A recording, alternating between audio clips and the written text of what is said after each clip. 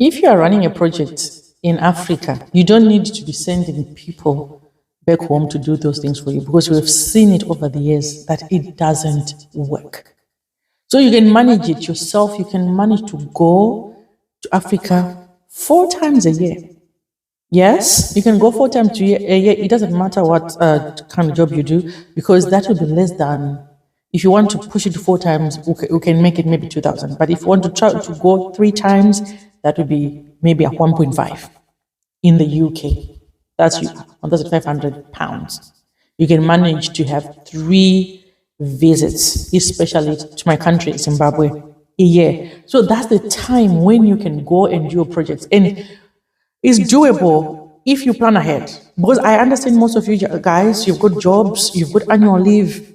So you take your annual leave that time when the tickets are not expensive. And that's the time you go and do your building, your foundation, you're going to bring up whatever you want to build. That is the time. You plan ahead, like 2025 now. You should be planning for 2026, because you are also saving money for that project. Instead of you sending someone at home to do it for you, you are doing it yourself. You're saving the money, you're taking the money yourself, you are the one who's going to be doing that project on your own. Go around seeing the prices, how much it costs, and all that kind of thing. I was fortunate. My mother used to do things not for me, for us. And she used to do it well over the years. She's old now, but those days we relied on her. So the cheapest month to travel to Africa normally is between February and April, or September to November. Those tend to be the cheapest months. So if you try to book your tickets 3-6 months in advance, or if you're trying to book for next year, you can manage to squeeze in even up to 4 journeys in 1 year. 3 is definite for 1,500. You can manage that.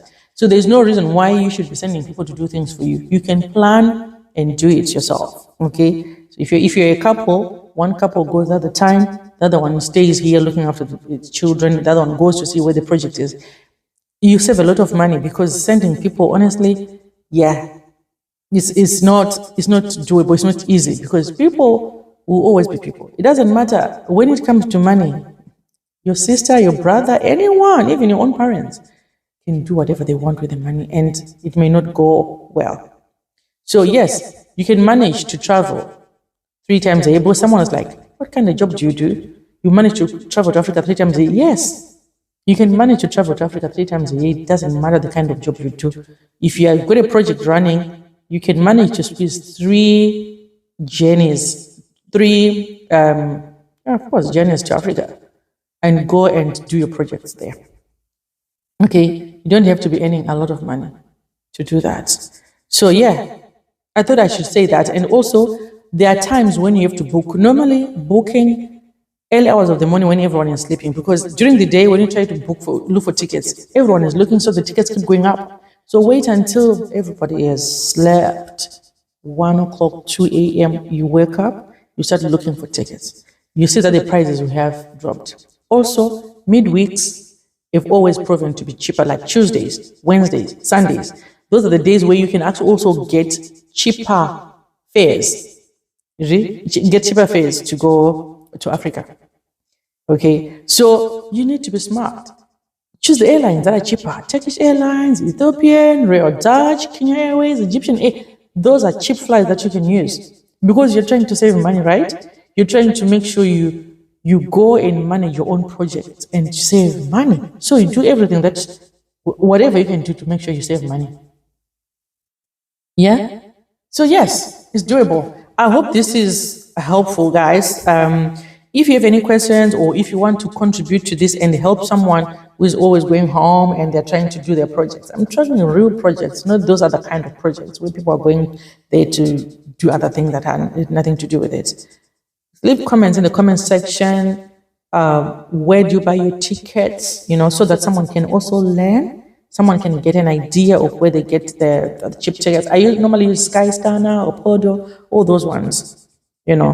So yeah, that's why I used to manage to go 3-4 times a year. Yeah, because it wasn't that expensive. As I've told you, that I plan ahead. I planned ahead so that I save money, so that I can actually see what's going on. So yeah, it's possible. So don't think that it's not doable. It's all about the smart fares, off peak times, with a midweek, what time of the year, how long have you booked it? Okay, if you've left it too late, the ticket will be very expensive. If you leave it too late, the ticket will definitely be expensive. I remember when I bought a ticket when my sister was not feeling well. That was a last minute ticket. Believe you me, going to Zimbabwe, I paid 1,900 because that was a last minute ticket. Those ones, don't even try them. Just leave them for emergencies. But if you are planning ahead, do that, and you can see that you can spread 3 airfares 3 times 500. You can get it to get 500 pounds and go home. Okay? All the best, guys. You take care, and thanks for listening. And don't forget to comment, like, subscribe. All right? Bye.